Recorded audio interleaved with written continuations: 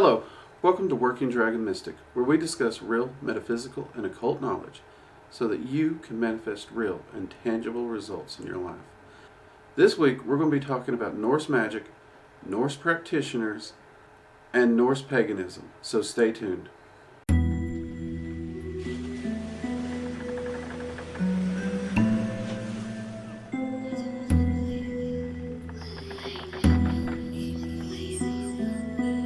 Okay, so, fifth try. We got some high jet noise today. We're going to try and get this done. We're going to try and power through and pause and edit out as much of the jet noise as we can. So, hold with me.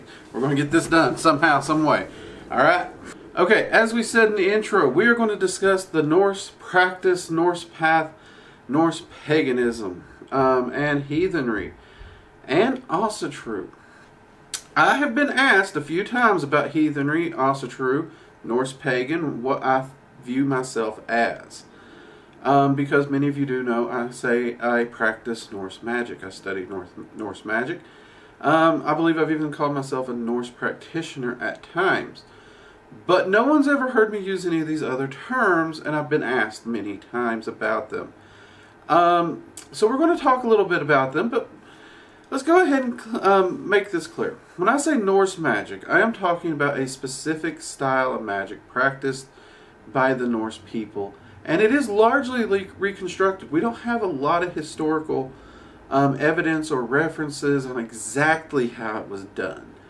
And because of that, there is a lot of reconstruction work that has to go into it.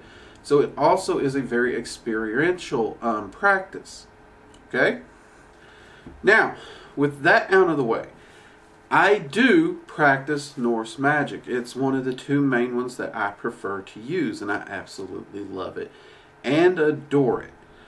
Honestly, Odin and Freya were the first two entities to truly reach out to me. Even before the dragons, I didn't know who they were, what they were, or anything, and I actually kind of ran the other way for many, many years, and because of that, I started working with the dragons first. Now, do I consider myself a Norse pagan? No, I do not. That would be somewhat hypocritical because, as many of you know, I don't view myself as a pagan. I'm not a religious person. I practice magic as a science. I work with entities on a personal friendship level. They are my friends, they are my allies. I do not worship in any shape, form, or fashion. This is not a religion for me. Nor do I even really see it as a spirituality. Now, I'll admit, there are people who can argue a little bit into a gray area about the spirituality with my practice, and I admit that, but for me, I do not see it as a spirituality.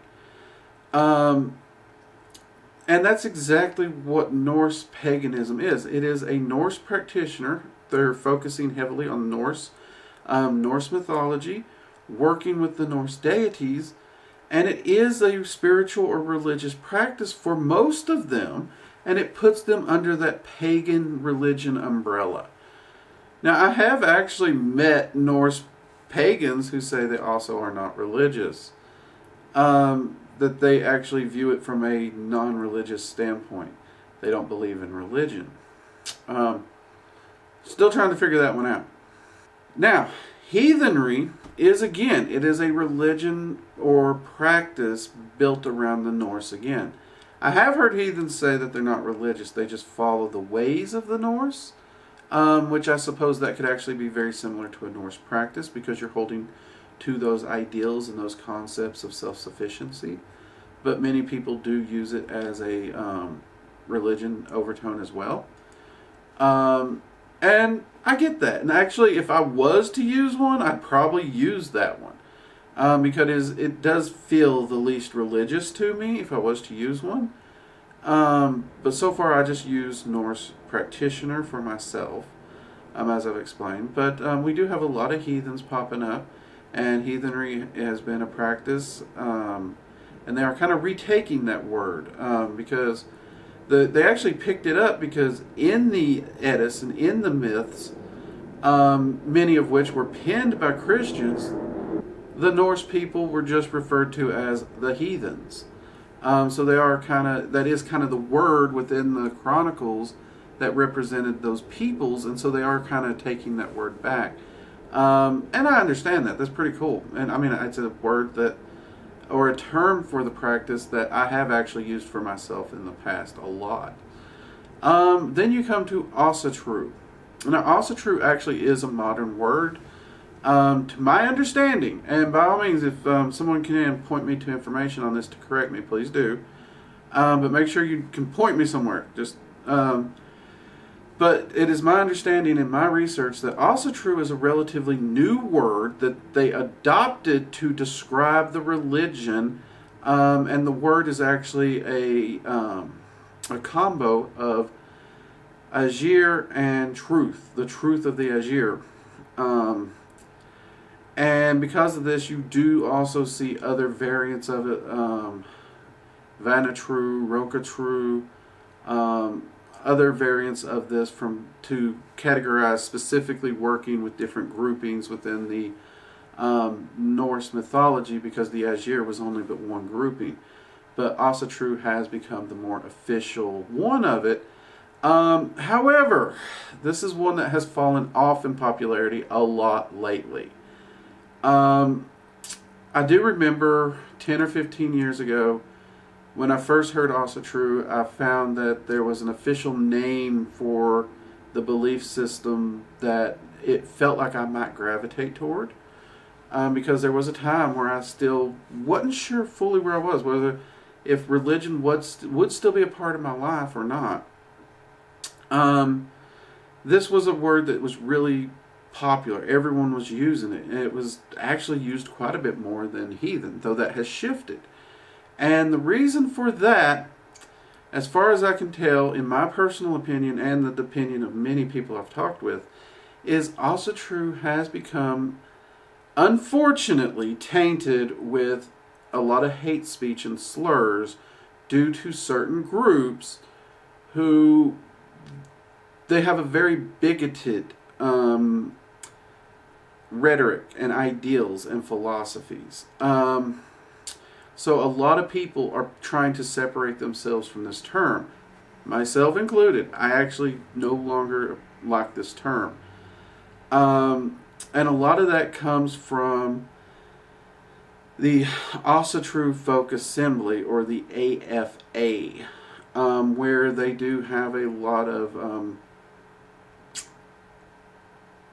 racist doctrines and comments in there, and it's that kind of bigotry, that kind of narrow-mindedness I couldn't support at all, ever. You all know that. You've heard me talk about it. Any type of hate like that, whether it be racism, whether it be anti-any sexuality, we'll just go ahead and cover that. Not good. Not good at all. I don't support that. So you have seen a movement within the Norse Magick, Norse practices, and the heathen communities, where you got Declaration 127, which directly is groups speaking out against this and publicly declaring they do not support this kind of hateful, racist rhetoric, and that their communities are open to any and all people. And that, to me, that right there is what Odin talks about. And it's actually in the Havamal, stanza 127, when he's talking about it, which is where they get the name Declaration 127. So if you are wanting to get into the heathen community and you're worried, because I have had questions, how do I know, which community won't have those bigots or that hate in it? Ask them where they stand on Declaration 127. Ask them where they stand on the AFA. If they don't support Declaration 127, or they do support the AFA, consider those both major red flags, in my opinion. Me personally, I actually do not do business or associate with any heathen groups who support the AFA or don't support Declaration 127, because in these times, in this age, I'm not going to give a chance for muddied waters to cause confusion. I want to make sure everyone on the same page is supportive of everyone and not going to be filled with that hate. So I hope this has cleared it up a little. So right here at the end, let's just sum it up, okay? Heathenry is most often these days used to represent the Norse religion practice, though there are many heathens who are not religious, they just follow the Norse ways. Norse paganism, the word pagan, representing a religion, is most often a religious practice following the Norse. Asatru is a religion. It is strictly, the term itself was coined to define the religion. Norse magic is just the practice of Norse magic. It does not require the religion per se, though most practitioners of Norse magic probably do have a religion. And a Norse practitioner is someone who, I use this term and many use it as any who practice Norse magic or the Norse ways. I hope that does clear it up a little bit. Me personally, again, I'm not religious. I do practice Norse magic. I do have a great relationship with the Norse entities. I don't worship them, but I do work with them as equals and as allies. And I'll tell you, better friends and allies than Odin, Thor, Freya, I don't think I could ask for. They are amazing. They have added so much to my life. And I am thankful to have friends and allies like them. We do have a few videos here on the channel talking about Norse magic. We have a playlist teaching the runes. At the time of recording this, we're coming up on finishing the playlist, but we're going to continue to add more to it, of course. So if you're catching this later in the future, perhaps that playlist will be finished. But we will continue to add more and more videos on Norse magic. But let's be clear, here on Working Dragon Mystic, we got no place for racism, we got no place for bigots, we got no place for hate. We will support Declaration 127, and no matter what race you are, what gender you are, what sexuality you are, if you're wanting to learn magic, we're willing to talk to you, we're willing to help you, and we're willing to do everything we can to help you manifest the life you want. Alright? I'm Drake. This has been Working Dragon Mystic, and I'll see you next time. Everybody, you have a good one. Bye-bye.